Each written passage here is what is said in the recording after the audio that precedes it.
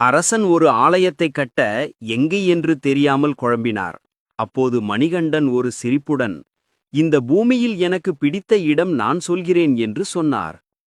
நான் விடும் அம்பு விழும் இடமே என் சந்நிதி இருக்கும் இடம் என்று மணிகண்டன் சொன்னார்.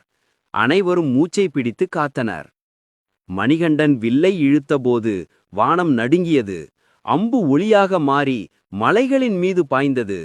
அம்பு போன இடம் மனிதருக்கு முடியாத உயரம்.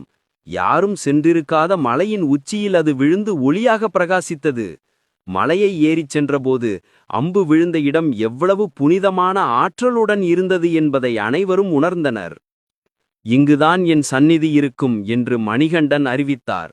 இன்று அந்த அம்பு விழுந்த இடமே சபரிமலை ஐயப்பன் சந்நிதி. இதுபோல் மோர் ஸ்டோரிஸுக்கு எங்கள் சேனலை சப்ஸ்கிரைப் பண்ணுங்க ஃப்ரெண்ட்.